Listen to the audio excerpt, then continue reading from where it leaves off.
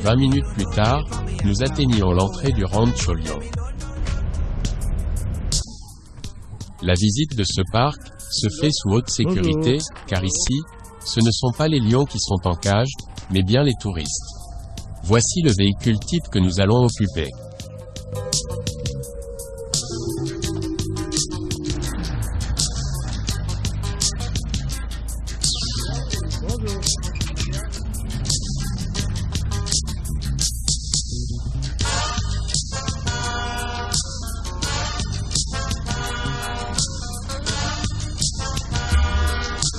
Une fois à bord, nous rentrons dans le parc.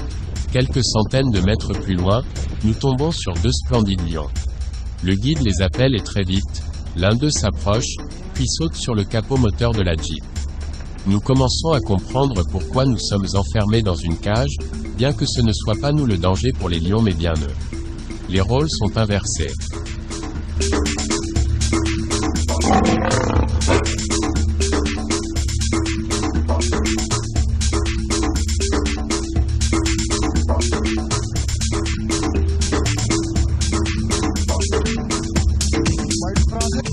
Par des petites trappes qu'ils ouvrent précautionneusement, ils lui jettent un gros morceau de viande.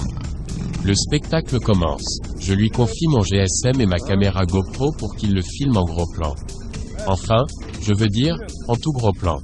C'est la première fois de ma vie que j'ai l'occasion d'observer un lion de si près.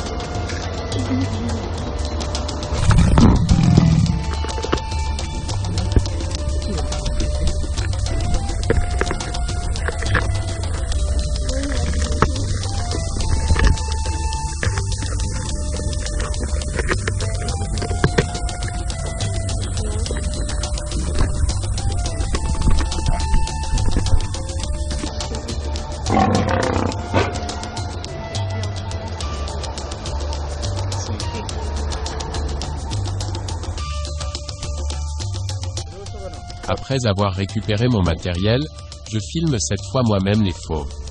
En face de nous, sur l'autre Jeep, un autre lion a reçu également sa part. Malgré les centaines de lions que j'ai déjà immortalisés au Kenya sur 50 années, celui-ci me permet de les approcher de bien plus près physiquement. C'est un spectacle que je ne suis pas prêt d'oublier.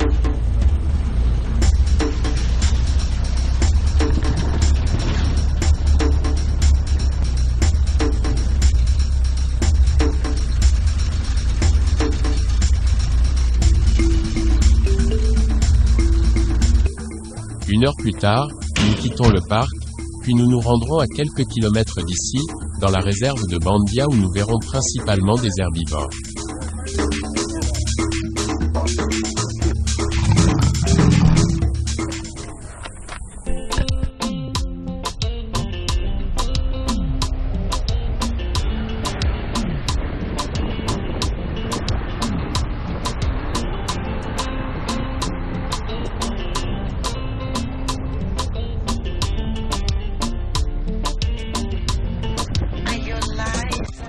Nous voici dans la réserve, mais avant, notre chauffeur doit s'acquitter des entrées. Il n'a plus plu depuis une année et la végétation en a souffert. Normalement, il devrait pleuvoir dans la deuxième quinzaine de juillet. Nous ne pouvons que le leur souhaiter, car les cultures en ont grand besoin.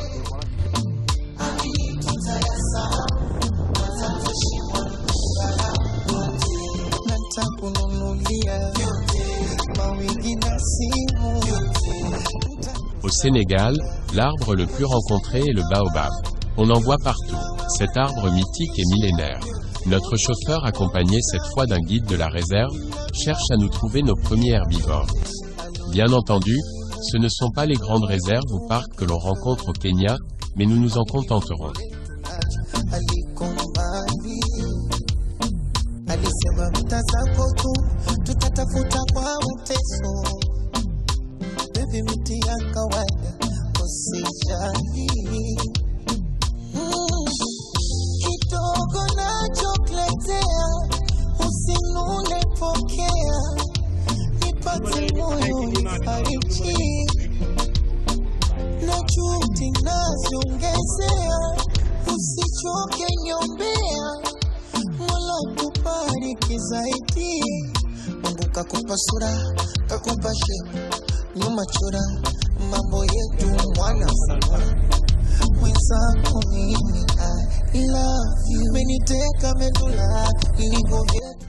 Avant, dans beaucoup de ces contrées, les griots étaient beaucoup considérés comme les maîtres de la parole.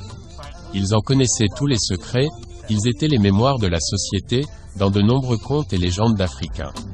Le baobab est l'arbre qui parle, il est l'arbre de vie, c'est pour ça que les griots devaient être placés dans les troncs de cet arbre, car ils ne pouvaient plus être enterrés.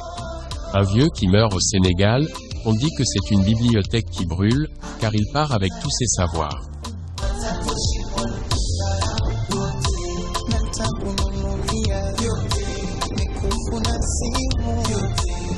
La réserve attend avec impatience l'arrivée des pluies, car ça devient catastrophique et les animaux n'ont plus rien à se mettre sous la dent. À la fin de ce reportage, je vous montrerai quelques photographies des animaux rencontrés dans cette réserve.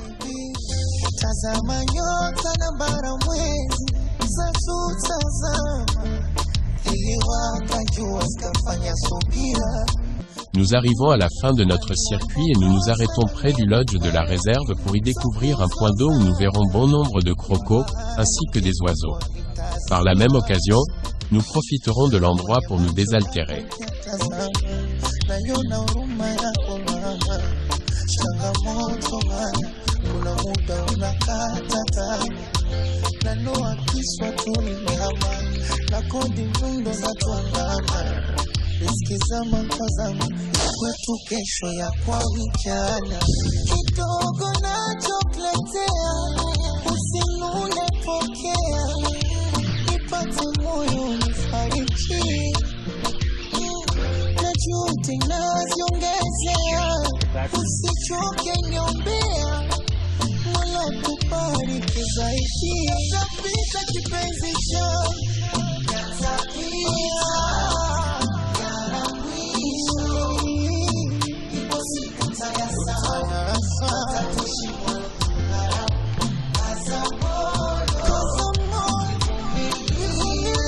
Nous quittons la réserve de Bandia pour regagner la ville de Sali, où nos quads nous attendent pour une longue balade.